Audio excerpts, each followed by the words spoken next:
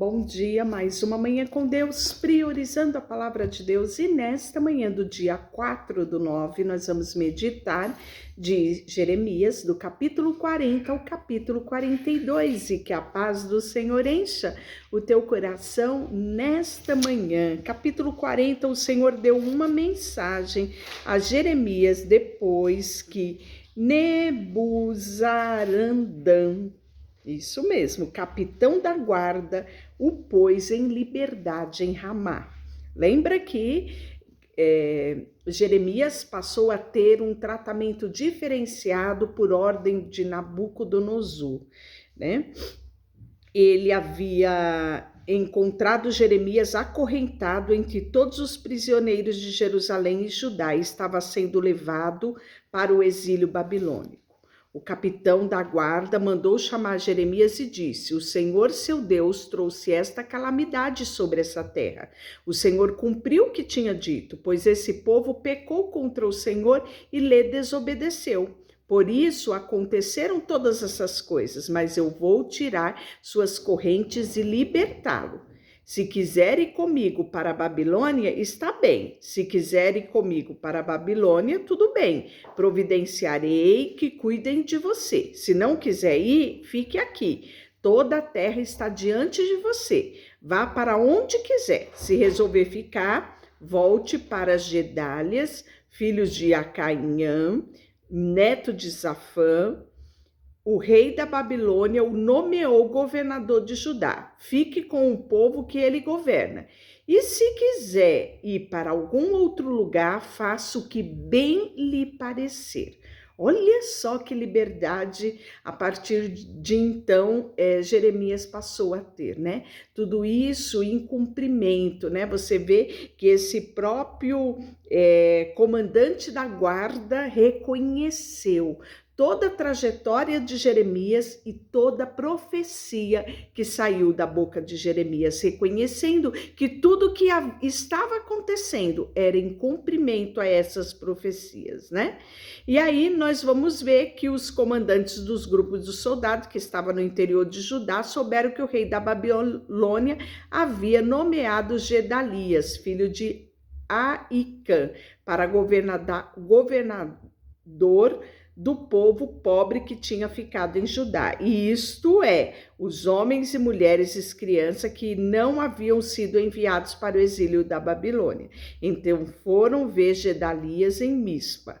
Entre eles estava Ismael, filho de Netamias, Joanã e Jonatã, filho de Careá, Serarias, filho de Tanumete. Gedalias jurou a eles que os babilônicos não tinham intenção de lhe fazer mal. Não tenham medo de servi-los. Vivam na terra e sirvam ao rei da Babilônia, e tudo lhe sairá bem. Ele prometeu: quanto a mim, ficarei em Mispa e os representarei diante dos babilônicos que vierem se encontrar conosco. Estabeleçam na cidade e tomaram e vivam do fruto da terra. Colham uva, frutas no verão e azeitona e armazenem tudo. Quando os judeus em Moabe, Amon, Edom e outras terras vizinhas souberam que o rei da Babilônia tinha deixado um remanescente do povo em Judá e que Gedalias era governador, começaram-se a voltar para Judá, dos lugares para os quais havia fugido. Pararam em Mispa, onde se encontraram com Gedalias. Depois seguiram para os campos de Judá e tiveram uma farta colheita de uvas e frutas de verão. E aí nós vamos ver que vai ter uma conspiração contra Gedalias. Algum tempo depois, Joanã, filho de Careia, e os outros comandantes dos soldados que estavam no interior foram até Gedalias em Mipas e lhe disseram: você sabia que Balaíns, rei dos Amons, enviou Ismael, filho de Netanias, para assassiná-lo? Gedalias, porém, não acreditou neles. Mais tarde, Joanã falou com Gedalias em particular e se ofereceu para matar Ismael em segredo. Por que deixar que ele venha e mate você? Joanã perguntou. O que será então dos judeus que voltaram?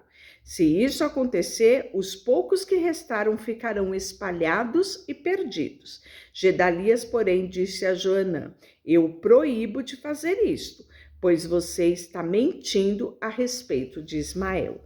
E aí nós vamos ver no capítulo 41 assassinato, isso mesmo, de Gedalias.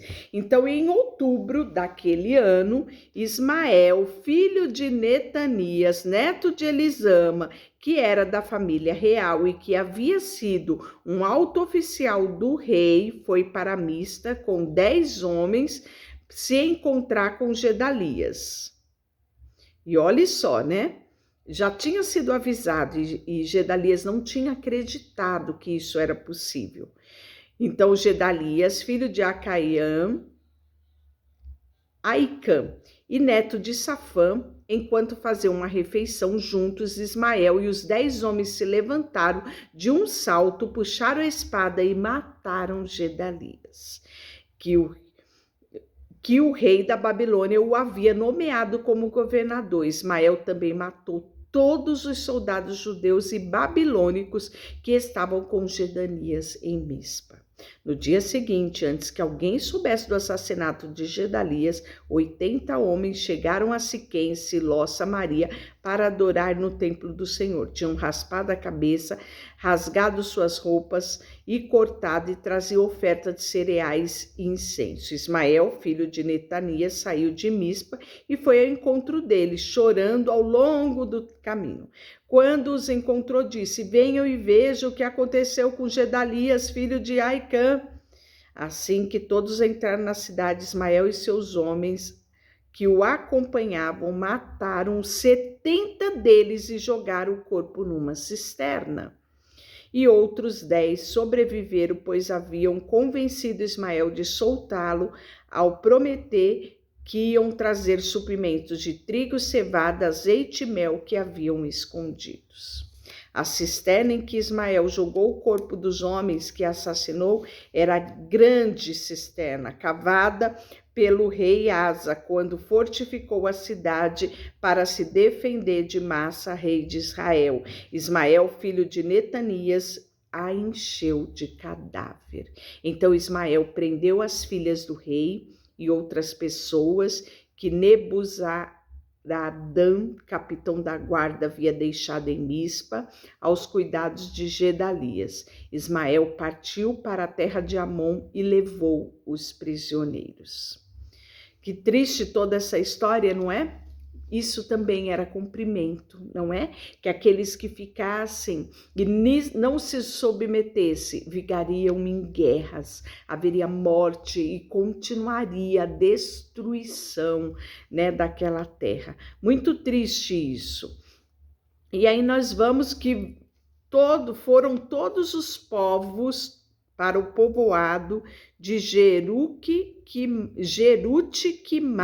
perto de Belém, de onde planejavam fugir para o Egito, porque eles tinham medo daquilo que os babilônicos fariam quando soubesse que Ismael havia assassinado Gedalias, o governador nomeado pela Babilônia. Então, todos os comandantes do grupo de soldado, incluindo Joanã, filho de Carea, e Zezanias, filho de Osaías, todo o povo, desde o mais humilde até o mais importante, procuraram o profeta Jeremias e disse: Ore por nós ao Senhor seu Deus. Como pode ver, somos apenas um pequeno e humilde remanescente comparado ao que éramos antes. Ore por nós para que o Senhor seu Deus nos mostre o que devemos fazer e para onde devemos ir. Está bem, disse Jeremias, orarei ao seu Deus como vocês pediram, e lhes direi tudo o que ele me responder, e não esconderei nada de vocês. Então disseram a Jeremias: que o Senhor seu Deus seja testemunha verdadeira e fiel contra nós, e não obedeceremos a tudo que ele que esse seja um testemunho fiel de que nós obedeceremos tudo o que ele te disser. que as suas ordens, agrade ou não, obedeceremos ao Senhor nosso Deus, a quem enviamos a nossa súplica. E aí nós vamos ver que 10 dias depois o Senhor enviou uma resposta a Jeremias. Então o profeta chamou, né, o representante Joanã e deu a mensagem: vocês me enviaram ao Senhor Deus de Israel com seu pedido, e esta é a resposta: se ficarem nessa terra, eu os edificarei e não os derrubarei. Eu os plantarei e não arrancarei, pois lamento pela calamidade que veio sobre vocês. Não precisam mais ter medo do rei da Babilônia, diz o Senhor, pois eu estou com vocês, eu os salvarei e os livrarei da mão dele. Terei compaixão de vocês e farei com ele que tenha misericórdia e permita que fiquem na terra. Mas se vocês recusarem obedecer ao Senhor e não ficarem nesta terra, irem para o Egito, onde não há guerra nem convocação para a luta, então ouça a mensagem do Senhor para os remanescentes. Se vocês estão decididos a ir para o Egito e morar lá, a guerra e a fome que tanto temem alcançarão vocês e vocês morrerão, né? Então está aqui o decreto de Deus para este povo, né? Diz, né, a mesma mensagem do Senhor que eles seriam objeto de condenação, horror e maldição se não obedecesse. Ouçam, ó remanescente de Judá, o Senhor lhe disse: não vão por Egito. Diga tudo o que o Senhor nosso Deus falar e nós o faremos. Era o argumento deles, né? Hoje lhes disse exatamente o que ele falou, mas vocês não obedecerão ao Senhor seu Deus como não lhe obedeceram no passado. Olha que triste, né? Jeremias já sabia, né? Ou seja, não era Jeremias, o próprio Deus já sabia qual era o intento do coração daquele povo. Deixa eu orar por você, Senhor, nesta manhã. Sonda o nosso coração, vê se há em nós caminho mau e guia-nos por caminhos retos. Não permita que haja dureza do nosso coração, Senhor, e mesmo diante da destruição, de calamidade, de tristeza, diante da Tua palavra proferida, Senhor, que haja em nós um coração disposto a obedecer. Obedecer é bem melhor do que sacrificar. Obedecer significa se render ao Senhor.